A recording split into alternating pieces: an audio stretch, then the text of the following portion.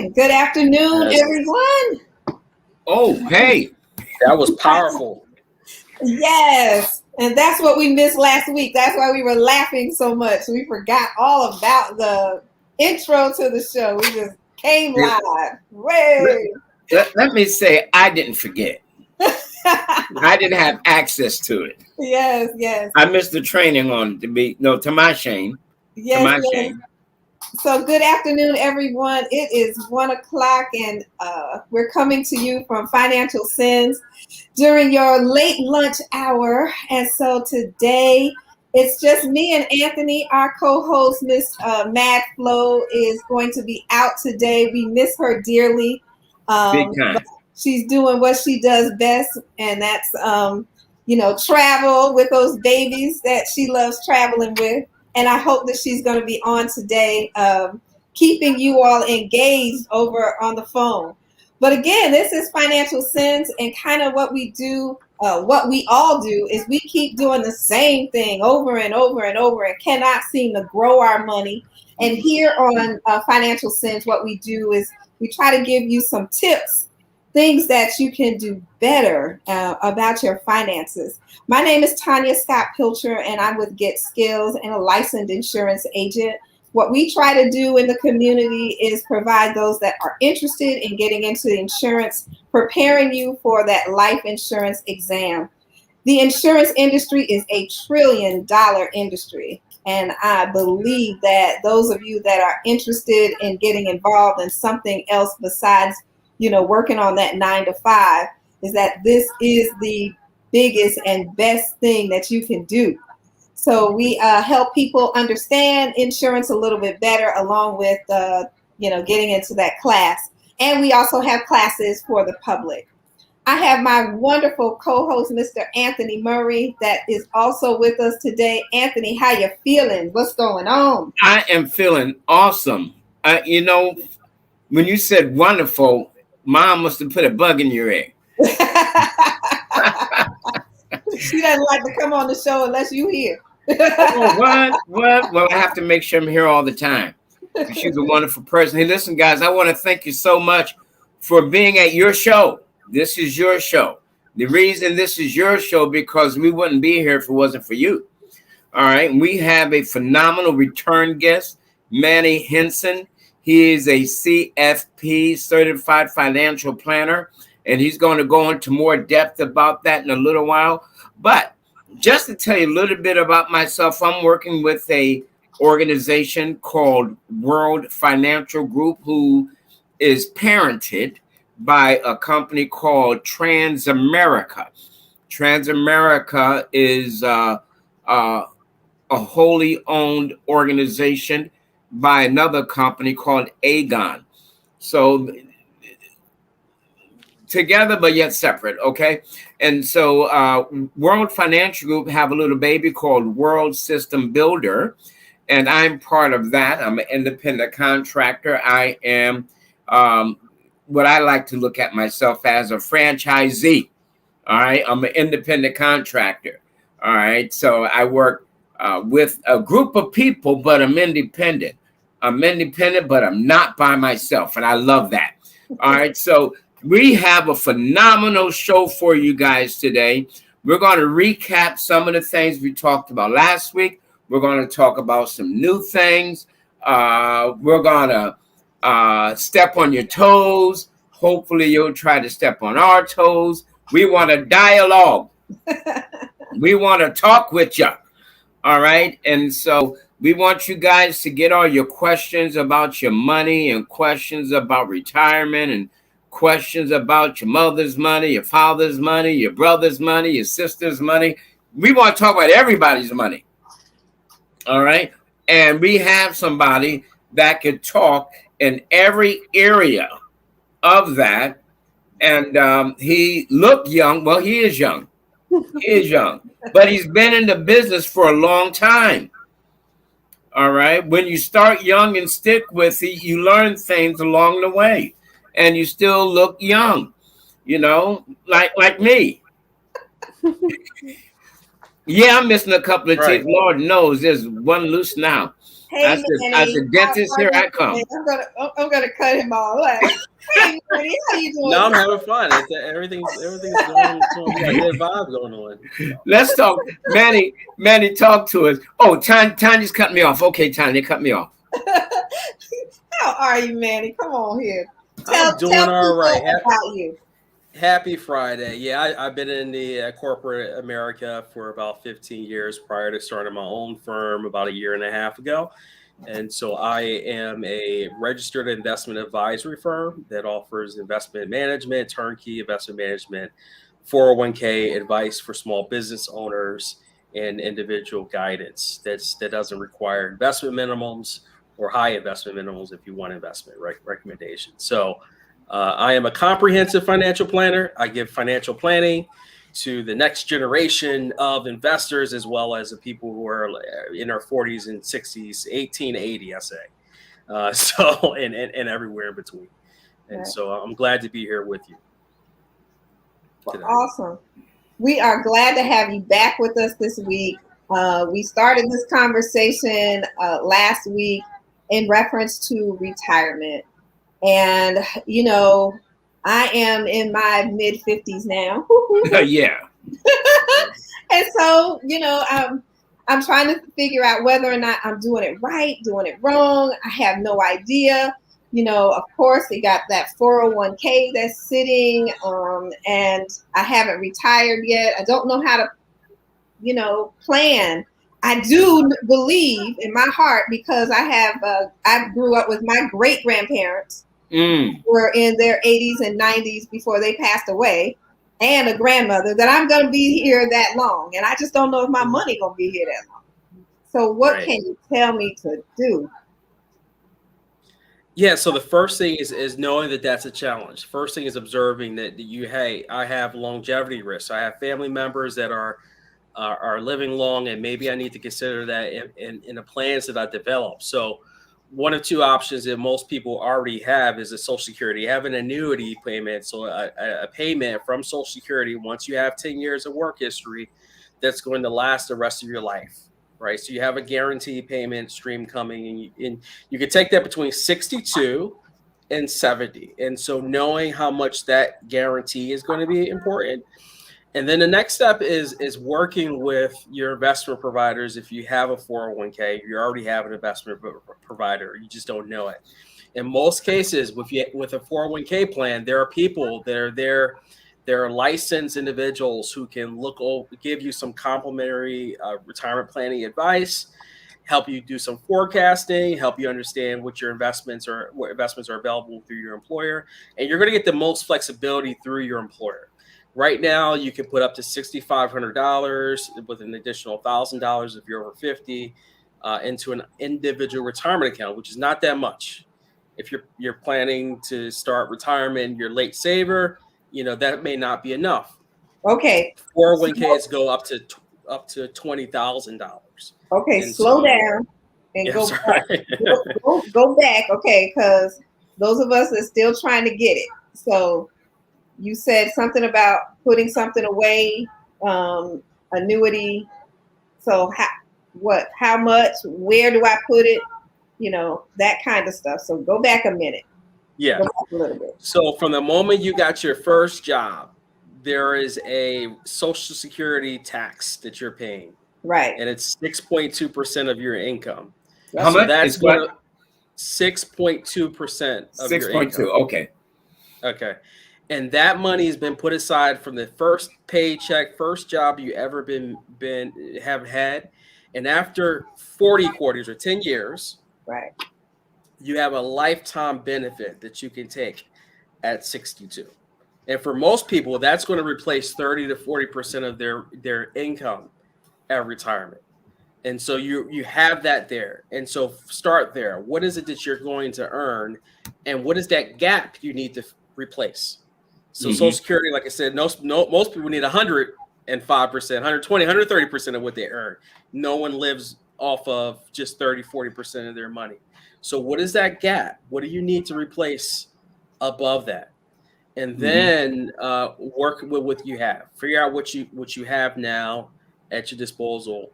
And if you have retirement calculators that are out there, or your 401k website. That might be a good resource. And so that's a good starting point, figuring out, what is it, the level of income you need to take. And once you have multiple people, like if you're married, it starts to get a little bit more tricky. You have pensions that are going to be there, perhaps talking to a financial planner, independent financial planner that can go over other alternatives and make sure that the plan works together with all these different elements makes more sense. Yeah. All right. So you said something very interesting about, I like how you introduced yourself. You said you're a comprehensive financial planner. All right. So let's dig into that a little more. All right. I want people to really get to know who you are. All right. So when you say comprehensive, and you said 18 to 80. All right. So let's start with you. How old are you? I'm 36. 30. All right. So you are an old man. All right. Exercising and having a beautiful wife who takes care There of me. you go. There you go. That's right. That's right. You better acknowledge her. That's right. So you're relatively still a young man. All right. Now let's look at this comprehensive. What is it that say a 18-year-old to like 25-year-old should be looking at when it comes to retirement? Because most people in that bracket, like right now, the big thing is Bitcoin. That's every time I talk to someone in that age group, they're talking about Bitcoin or the day trading. Right. We'll elaborate on that a little bit, if you can. Yeah. So I think whenever you have these new opportunities, new investment opportunities, I think the younger generations who may have not lost a lot of money before, the first to be the earlier adopters, and they have the risk that if, hey, in their 20s, if they mess up, they can always start over in their 30s and 40s. So it's become a really interesting idea. But going back to what you first said is, what do you need to be worrying about, and what's the difference between comprehensive and not, right? Mm-hmm. So let's look at a typical household. Typical household is like $50,000 a year, right? Average, right? Median. A lot of people make a lot higher than that. Some people make a lot lower than that. Let's say you have 50,000 and you work over 40 years. That's, that's $2 million. So instead of focusing on the 5% that you save of that every year, what if we work on all of it and make sure it goes, it works well, and then eventually that 5% that you are able to afford to put away can grow to 10%, to go to 15%, and then we could talk about investment management. And what I recognize is, in the past organizations that I work with, they're more so concerned about that 5%, the money that you get put aside, and then not necessarily helping those people who had the other funds. So how do I do that? Or it's about making sure that you have a line in the sand when you go to bid for houses, right? So how much can you afford in your budget, not just what your mortgage broker tells you you can afford. Amen. Does grad school adding and borrowing $40,000 going to make a difference in your trajectory of your income? Let's put it on paper. Let's go dollars and cents. Let's look at it. Let's do some research. So how much should you buy a home or buy a car? Should you lease a car? Should you take a high deductible health plan or a PPO plan? So there's all these decisions, these financial decisions that we make that are separate from investment and insurance. And don't get me wrong, investment insurance is extremely important. I talk about investment insurance all the time. But I think for that younger generation, there's so much more that we need to be offering, and that we can offer, that I could offer, and I think in a reasonable way, to help them get to that stage where they can put 15% of their money away, and they don't have to worry about being behind the 8 ball. And so that we did some research on that. The industry came up with a term called Gamma. That's the name of my firm, Gamma Wealth Management, and that adds about 3% to your wealth a year by having a financial planner look at the comprehensive way of addressing all of those financial issues, not just the investment and insurance piece. As far as people waiting and who need to, who through just circumstances are a little bit later in the game, there's guaranteed income in products like annuities that give you guaranteed income that you can add on top of your Social Security, which most working people will have. Right. There's if you're a government employee, you have a pension in a lot of cases, and so there's a number of ways to get to the same place. And I look at it on a person by person, household to household circumstance, and figure out, all right, how do we build this together? How do we build this plan that works? Man, that's powerful. Tanya, you're getting ready to say something. Well, I was getting ready to say we have so many teachers that have, taken kind of early retirement. They have that 403B, and some of them are, I don't know if they're going to pull from it, but any advice to them before, since school is just starting, a lot of them may have done something or they've, broken away now, and they are looking at what they have. Is there any hope for them to be able, because they did it early? Any advice to them? And as you address that, is it wise for them to leave their money there or to put it somewhere else? Good question. Good question. So I would say there is one thing you need to know about your 403B. The moment you leave, or 401k or 457, any of those plans, by law, the moment you have over $5,000, they cannot force you out. You do not need to move it. So just be careful about what you decide to do. Also, if you're between the ages of 55 to 60, this is what I want you to do. I want you to leave it alone. I don't want you to touch it. Here's why. If you're between the ages of 55 and 60 before you leave, when you leave, you can take penalty-free distributions from your 403B when you need it, if you need it, without having any kind of challenges. The moment you move that money from your employer plan to an IRA, there's a 10% penalty if you need that money between the ages of 55 and 59 and a half. All right. So the one key thing to know is, like, once you leave, you're making a decision to leave because of a number of different circumstances. Don't rush. You don't have to be rushed. There's nothing you're obligated to do until you're like 72. And so you have plenty enough time to think about where this money should go. Now, with that being said, there are fees, and when the organization, whether you're Google or your local's elementary school district or school, they go to these financial product providers and they negotiate their cost, and that cost is what you don't keep in your performance. And so typically, the larger the company you have, the better your plan is, your better your 401k is.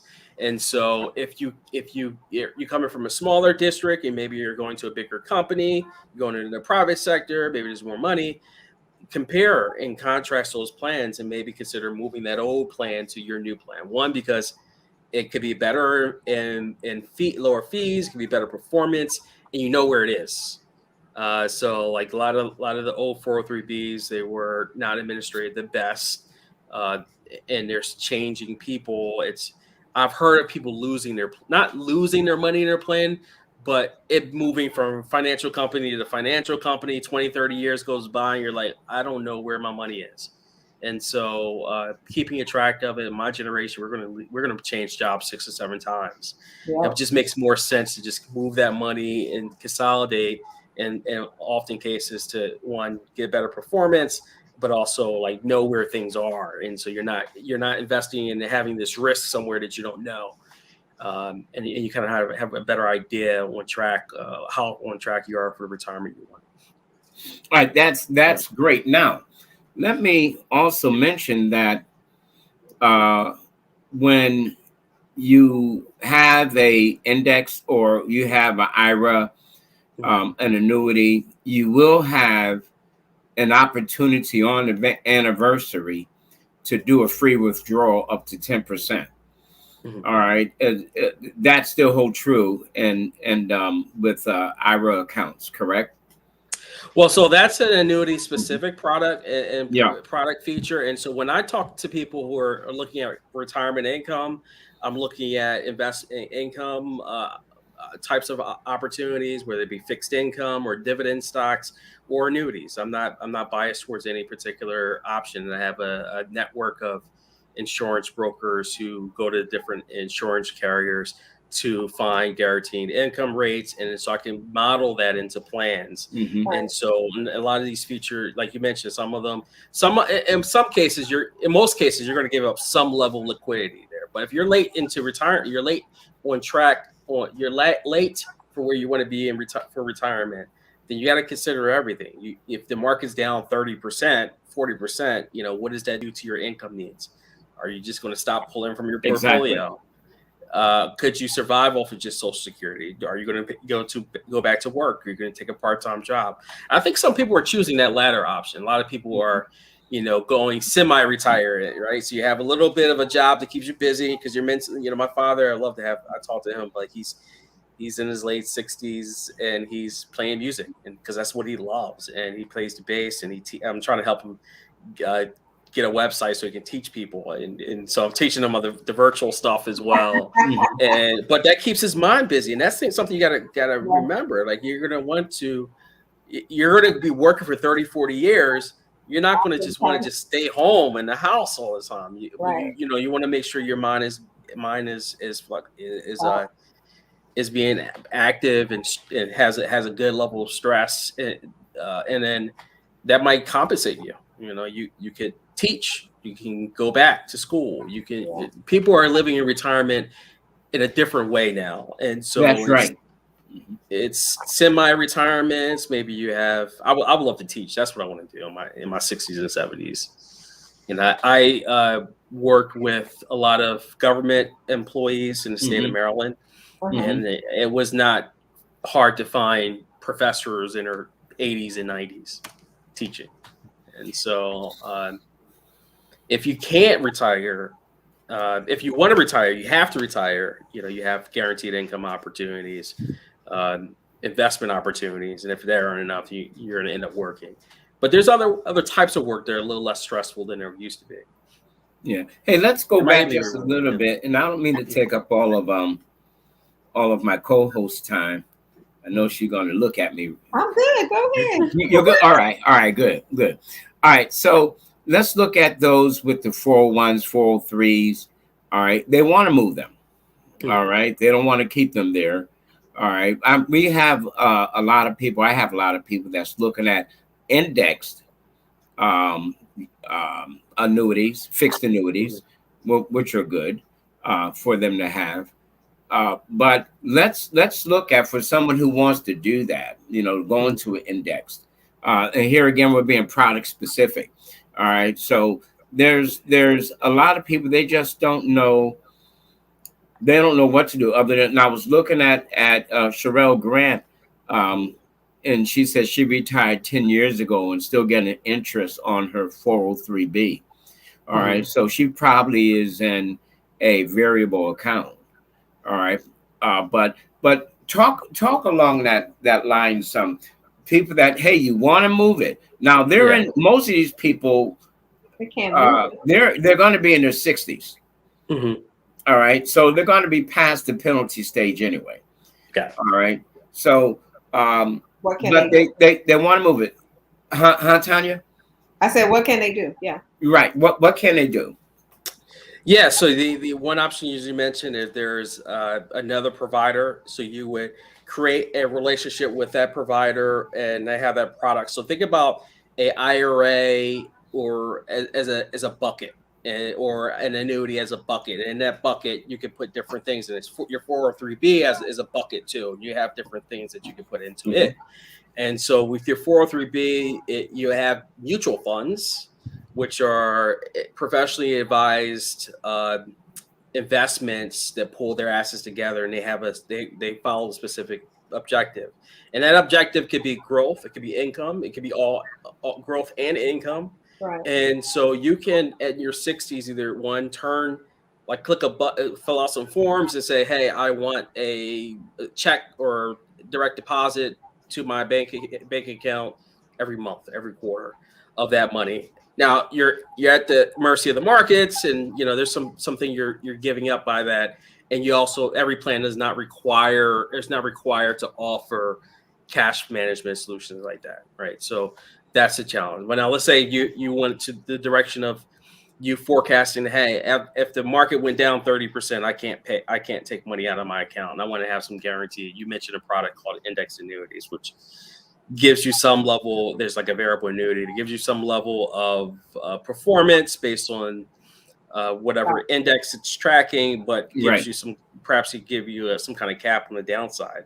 That's an option, and you just want to make sure that people understand what the details are, because every insurance companies are different. I'm not a insurance producer in Maryland. I used to be.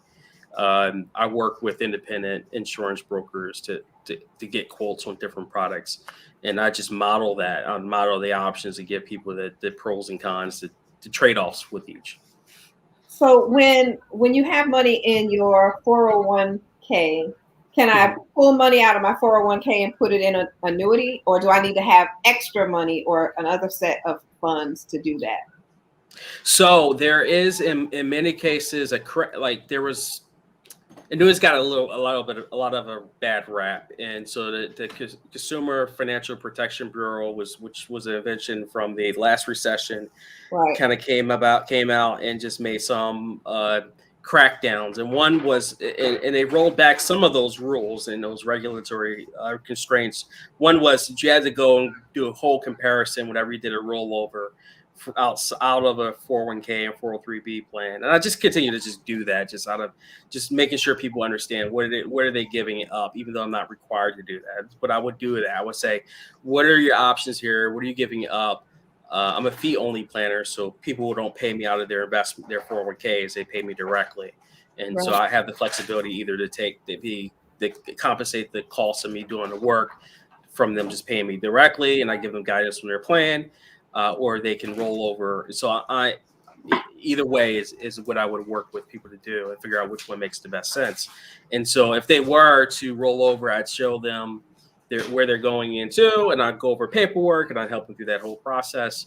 And then in most insurance carriers, they want to make sure that they're not putting all of their money in some kind of fixed product, even though it's not required. Their rule might be, okay, they're only going to take 30 or 40% of their net worth or liquid net worth. So that they have something else they can lean on if they got to replace their roof, or they got to get a new car, get their car fixed at a moment's notice. And so, with anybody who's adding annuity products into a retirement income strategy, most of them are doing right, which is to say, hey, we're gonna put some there, but we're also gonna have some money elsewhere. If you have an emergency, you have something you can pull from. Exactly, something readily available to you. Yeah. Hey, Pam Jones asked a question. She said, "What is your opinion of index universal life insurance policies?" And for what purpose? Everything has its own particular purpose. Exactly. Mm-hmm. Yeah. Yeah, and you have to look at that. I saw a lot of IULs, and at one point I was not. Years ago, I used to deal with just universal life policies. All right, and then and I was really like hesitant on them, but then after a while, I kind of got used to them. Getting away from the whole life to the universal life, and the universal life thing that really was kind of hard for me was the variable, the shifting of the there's no guarantees really, in that. But now they have the IUL, so things have kind of evolved. The universal life is still out there, but the index universal life, one of the things I like about it is that it will give you that protection. So it gives protection, and you can add. It's like a smorgasbord, so to speak. You can add with being product specific again, depending on the company. We can add long-term care. All right, and so that's very important. Now, what some people are afraid of, well, what happens as far as if it becomes modified or Mhm. an endowment contract? Well, Right. there's a little box we check Mhm. that Make the sure that it computer does. actually asks, if you forget it, did you check that? So they have some safety measures to make sure that we do check that box, that we do not want it to become a modified endowment contract. So what's your opinion though on index universal life? And here again, you did make the statement as far as for what purpose. Right. Yeah. So I would say in most of the, in many cases, I'm a little lean more towards plain, pure insurance, especially for my younger people. Typically, they have a specific need, and that need sunsets at a particular time. Maybe putting their kids through college, paying Mhm. off the mortgage, and that sort of thing. Where in their 50s and 60s, they're mainly focusing on retirement. And I haven't I've done this exercise before for myself, but I haven't found the premiums to be um, Yeah. uh, good enough for the value of what they are, and it may be different, depends on the insurance company. So I might have to look at the situation. But where I do Yeah. see an opportunity here is what's called buy sell agreements. Let's Right. say you are you and Business. your business owner, you are partners with another person, and so let's Mhm. say I have my own financial planning firm, and I have another partner with me. And if I pass away, I want my wife to get half of the value of my business. Correct. And so my partner, she might have an insurance policy on me, and I might have an insurance policy on her, but the business value changes. So maybe the death benefit needs to change and adjust with the value of the business. And so I think that might be a unique case uh, for something like that, and it builds cash value. It might be able to pay off its premiums, Mhm. and so you can possibly get a deduction on the premium from your business as a business deduction. And so I think that's a unique use case. But for most people, they're not in situations like that. I usually lean towards pure insurance, uh, or if there's a historical risk factors where whole life might make sense if you get it younger for someone. I got a whole life for my daughter. I'm not against insurance, like whole life insurance and things with cash value, but I think it has to be for the right person or right situation. Yeah. Yeah. And I agree. And everyone, for instance, I had a client who they wanted an IUL, Mhm. but for the amount that they could afford and the amount of coverage they needed, it wasn't feasible. Mhm. So I recommended a term. No, now the term is gonna cancel out eventually, but this term will give them a 5 years, 5 year period where they could change it over, convert it over to the IUL after they have more income. Mhm. And so they like that idea of being able to build up their income and then convert over without having to worry about going through the medical checkup again. Yeah, that's another common thing. So I've had some people who are also looking at long-term care policy writers in their insurance products because you're going to spend, maybe 3 to 5 years and less, part of your life in Mhm. a long-term care facility, and that might be $10,000 to $20,000. And so looking at prepaying that doesn't require you to spend down your assets and doesn't require you to gift something to your kids before Mhm. you go to Medicaid. And then some states have an exemption to where your assets of equivalent value don't need to be spent down if you have some of these long-term care policies. So, yeah, there's certainly some unique ways you can use insurance, and a conversion feature, which is especially in later years is helpful to get locked down at a younger age. So Manny, part of Yeah. what we do here is we try to help people Mhm. understand what they should do better. And I am Mhm. sure that you've run across different situations and would like for you to share one of those things that you've seen happen as people get older from this Mhm. age to that, and kind of what direction should they go in, what's the advice you would give, and how people still may have the time to clean it up and may not, Yeah. but what they need to do. Give us Yeah. some. So the biggest thing is mental and emotional. I think we need to talk about that. And so for one is a Chinese proverb that says the best time to plant a tree was 20 years ago. The Yeah. second next best time is now. Now. And so you have to don't think about being perfect. Don't let the perfection be the enemy of progress. Just make some kind of adjustment, make small incremental adjustments, and then keep things simple. And so I think if you do those two things and you make these small sacrifices, maybe you look at downgrading your cable. Maybe you maybe look at your streaming. How many streaming services do you have? Can you consolidate things? Can you refinance your mortgage? Find that cash flow that's going to need you to pick up the pace and get you back to where you need to be. So if I find the cash flow and pick it up, okay, so I cut my cable down, made everybody, put the air condition up at 90 to 78, and save some money. Then what am I doing with it? So am I going to keep it in my bank account?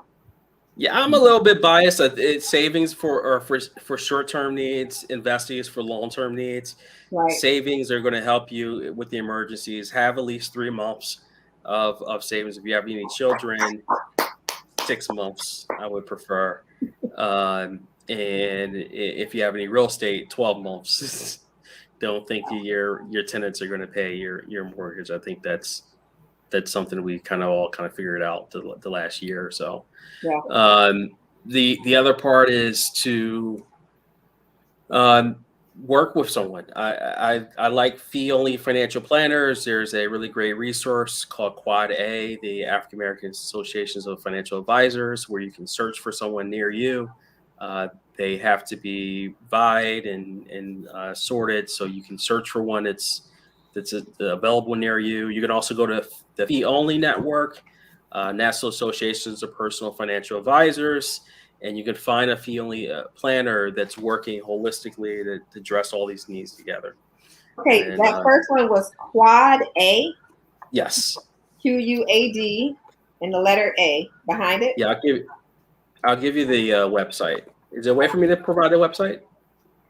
Just tell me what it is. AAA FAINC. AINC. Okay. .com. Now, what is that website for? So you can search for a financial planner or a financial advisor near you. And that was that's African American financial advisors. All right. Now, how does one become, let's say someone's already in the finance industry and they want to take it to the next level. They want to become a financial planner, financial advisor. It doesn't happen automatically. They cannot just start using those designations. They have to earn that, go to school or whatever. So tell us about that. I did the same way that you are talking about it. I started out in insurance. I started out with a company. It was owned by Citigroup at the time. I think they spun off and became their own company, and got exposure to how to understand how to grow a business and create a business and that sort of thing. And then I worked as a broker first before becoming a financial advisor. And it's a subtle difference, right? Broker is going to sell you product and that sort of thing, but they also educate and they're product specialists. And so I was a product specialist 22, 23 and financial plans, 401ks, 403bs, pension plans, and mutual funds and ETFs. And so those are my products. And then I grew from that point in time to get expanded duties and trading and compliance and other things. So it's looking at it as a career, and there's certainly some great places to go. Bigger firms have the education that's part of the relationship that's going to be there. Although there are some fee-only planning firms or financial planning firms they'll take people that are newer to the industry. But I think a lot of the product companies, insurance companies, like you mentioned, great names, have a really good training curriculum, and then you'll learn the designation that you want to focus on. So you might see yourself as, I started off, I wanted to go to do the CFA, and I started studying for the CFA. I was going to be a analyst, and so I research stocks and write white papers all day and be in a room by myself. And I realized I didn't really want to do that. And You're then, a people person. Yeah, I want to be involved. I want to see what actually happens and who's actually hearing what I'm saying should be done. Right. And so I studied for the CFP. Got my CFP first. Started studying for the CFA. Put that aside. I'm working on my enrolled agent now, which allows me to represent people in tax court. And so everyone's going to learn what they like to do, and then you focus on that designation or discipline. All right. Oh, I gotta ask, why tax court? The enrolled agent is a designation by the IRS that you study for examinations, 3 parts. Allows you to represent people in tax court. It's almost like a CPA, but we do a little bit more when it comes to representation. Okay. Yeah. All right. At least I know who to call. It's not Ghostbusters. Yeah. I also do tax returns and all that kind of good stuff. All right. So look, Pam is hot today with questions. Oh, Yeah. And that name rings a bell. Seems like I know that name from World System Builder. I may be incorrect, but her question is: would anyone here advise relatives of a childless older relative to ask about their retirement plans? So the older relative does not have any children. Mm-hmm. And you have another relative that may be in the business, that should that relative ask them about their retirement plans? Why not? I mean, that's what I say. Why not? Because when you're in the finance industry, the initial objective from my viewpoint is to help people. Mm-hmm. It's not to make money. When you help people, you're going to make money. All right. Mm-hmm. But if your objective is, I want to help you, and that's what it has to be. Because if you do something outside of wanting to help someone, then you're going to be in some muddy waters, and chances are you're going to start breaking some regulations. You're going to get in trouble, and you may lose your license or get fined, or a combination of lose your license, fine, and jail time.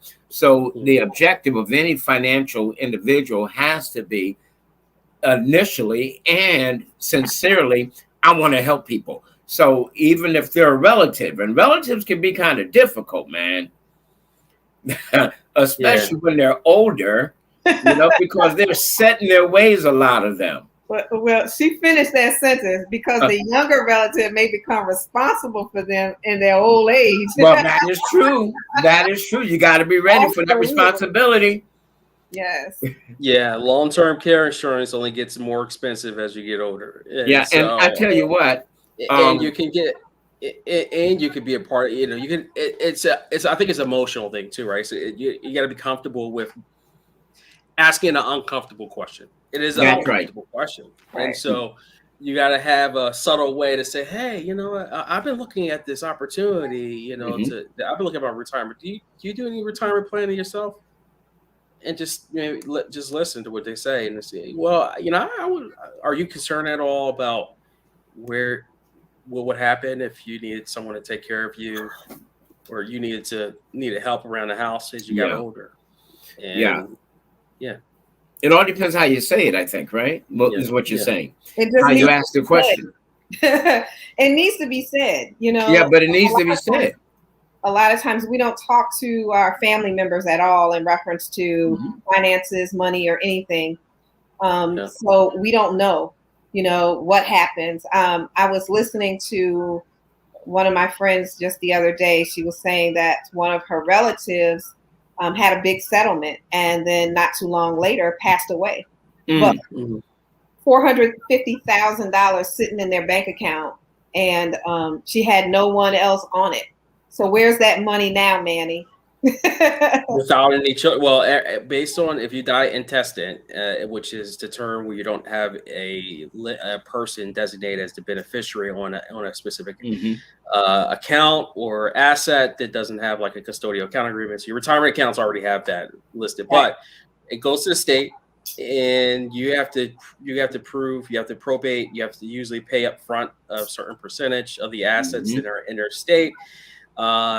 It has to be public. You got to put their name in their newspaper saying if you have any liabilities in 3 newspapers. If this person had any liabilities, come out and reach me. And so you have all these people coming at you and calling you. It's a really public process, and then there's lawyers and time and a whole bunch of things. I'm glad you brought that up, Tanya. I have some older relatives, and I'm glad Pam brought that up. They are in their 80s or 70s or whatever, and they did not have a will.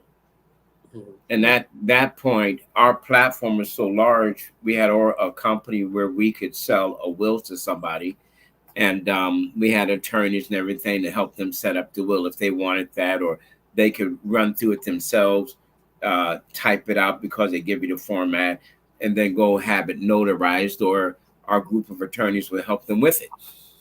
And it's just, I'm glad that they did that, because they ran into some medical issues later.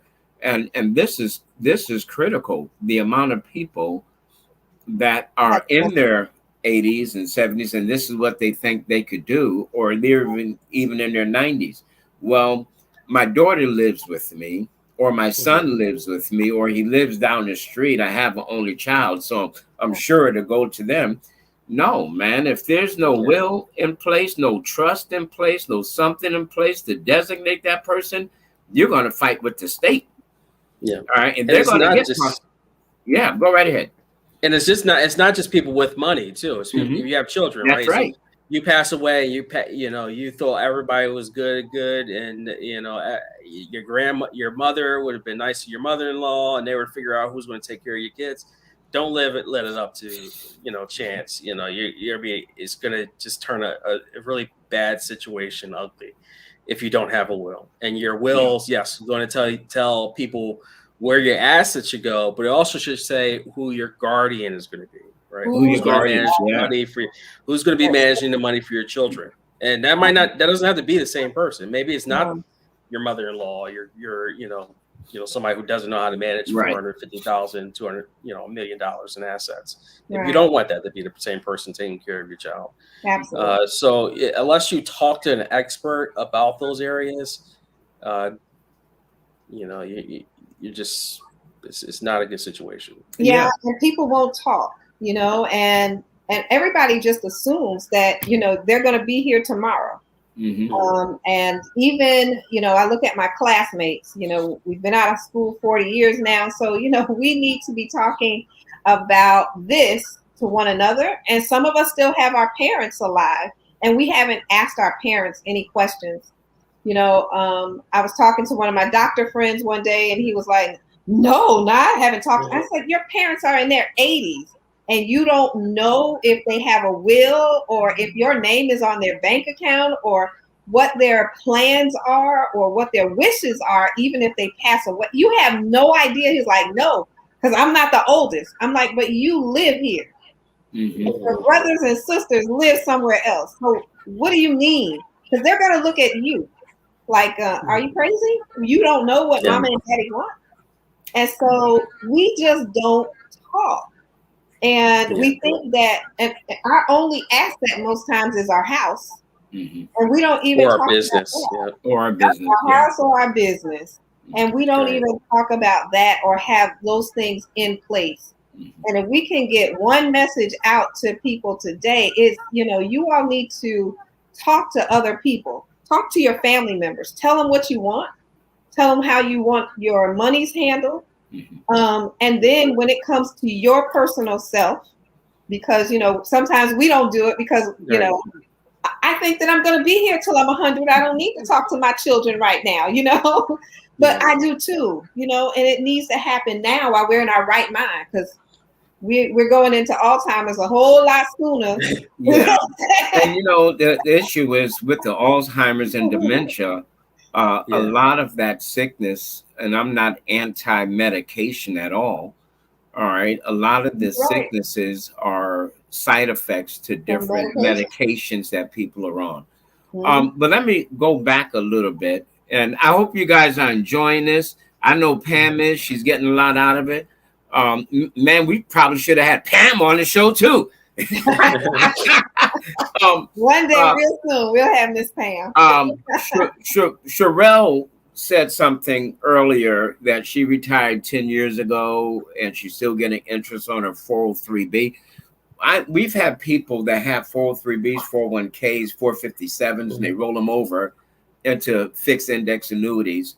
All right. And depending on the type, or they roll part of that money over into a long-term care account. All right. A lot of people retire and they don't have long-term care. Now, why am I a big component and I stand behind long-term care? Because my mother could not stand insurance agents. I went to school for insurance and real estate, but she would not support me in it. She could not stand insurance agents. She said we were thieves. Oh my God. All right. So I was working with a company called Mutual of Omaha, and it was a short stint because I had no support and I'm living at home. Right. So, but when my mom passed away, that woman had every type of insurance you could think about, especially long-term care, you know. But you need to know the ins and the outs and the laws that go along with that. Now, I deal with long-term care a lot, and there's a lot of people that have disability or they have some type of medical insurance, and then they find out the hard way that medical hospitalization and long-term care, two different things. You know, and then they start using their retirement money to cover those long-term care expenses, and I'm telling you that money could get eaten up quick and in a hurry because long-term care expenses can skyrocket very fast. So I always encourage people this. If you have 403, 401, 457, like Manny said earlier, you know, he didn't say specifically like this, but I'm going to say like this. Diversify where you put that money. All right. Why? Because you don't want all your eggs in one basket, but you want to make sure that everything is covered as much as possible. All right. Because when you get up in that age and just, well, my baby's going to take care of me. My daughter, I know my baby loves me, but she got her own life. And you can have her still do that. You have long-term care policies that can pay a person as close to you. For some policies, like the federal government employees, they have a really good one where usually there's a difference between the payment for someone who's related to you at some point versus something that's professional, but they have really good rules and provisions to allow you to do. Oh yeah, so, absolutely. We got people that have paying for long-term care policy doesn't mean that you have to go with someone else and never be around your family. That's right. Not what it means. You can actually use the benefits because in our policy, that money's paid directly to you, and then you could dispense and disperse, and depending on the type of policy, you get more money than what you actually need at the moment. But it's very critical to make sure. I'm sorry to cut you. And your kids might have good intentions, and they may have all the means to do that. And then, you know, what happens when you're in middle age? You know, something that happens, and you have financial constraints, and you have marriages that work or don't work, and you know, if you have some money with you that can help with the cost of help, you know, getting you through old age, that's good. Yep. Hey, listen, I wonder. On top of having really good kids, we got to get ready to wrap it up in a couple of minutes, but I'm gonna ask our engineer if he wouldn't mind putting that AAA information back up, as well as Manny's contact information back up, so people can see that. And I hope you guys take screenshots. All right. Of this info. If you want to get in touch, with myself or Tanya or Flo, even though she's not here, you can get in touch with her. All right. IUO for building tax-free cash. I love that because it works like a gym. That's pre-tax money. If you're looking long-term, depending on how much you put in, you gotta, I mean, if you want it to work, you gotta really put some money in there. All right. And the same thing with a Roth IRA. We're talking about some pre-tax money that when you take that money out, you don't have to worry about it being taxed right then. You will be taxed when you go buy something because Uncle Sam wants, you got to pay tax when you make a purchase, right? But taking that money out, it's already been pre-taxed. So there's some insurance available like that. All right. Hey, Manny, tell us. Go ahead. Right ahead, Tanya. So Manny, tell us what kind of customers you're looking for, who you There want we to go. talk to, that kind of stuff, and we're going to wrap it up from there. Yeah, so if you're a professional, you just finished med school or grad school, and you're interested in getting back on your feet, managing your debt, but you don't have assets to manage and pay for financial planning, true financial planning, I'm certainly here to support you. I have a subscription-based model, a retainer-based model, so that's certainly within your means. Then there's also people who are late career. They're trying to go into retirement. They need investment management. They have over $250,000 in investments, and they need some support.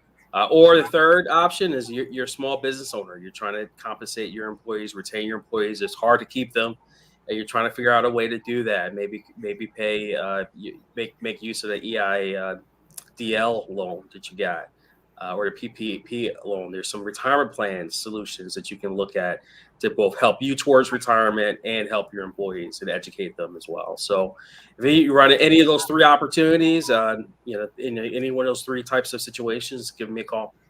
I'm here to help. Well, awesome. Man, that's powerful. You so much for being with us again this week, sharing some awesome information to our clients, to our customers, our friends, families out there, still our family, our friends, for our family and friends out here in Facebook world and in YouTube world. We really appreciate it. What we try to do here at Financial Sins is kind of correct those things that we've been doing wrong year after year, time after time, and just make them all better. And what you had to share with us today was awesome. On next week, we're going to have Mr. Terry Clark, who will be talking to us about non-qualified, the things that we all love, probably on that other side of what else you can do with your funds tax-free. And so that's kind of what we're going to be doing next week.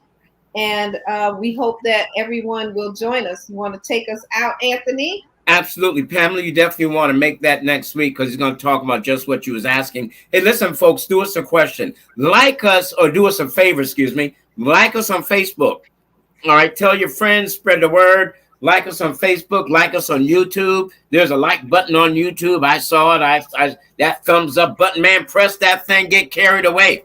Act like that you're on some type of drug or something. Just go, right? Like us, all right? We want to thank God for our engineer who's running for mayor of Port Wentworth. I got it right this time. All right, his name is Julius Hall. So if you're in this area, remember that name, Julius Hall. Like him on Facebook. Check it out. Vote for him. He's going to be the mayor of Port Wentworth. Thank you for being with us today. We love you guys. We're here because of you. Join us next week. Don't forget, we're here because of you. Thank you for joining Financial Sense. We appreciate you. And Manny, we can't thank you enough, sir. Thank you. Thanks for having me.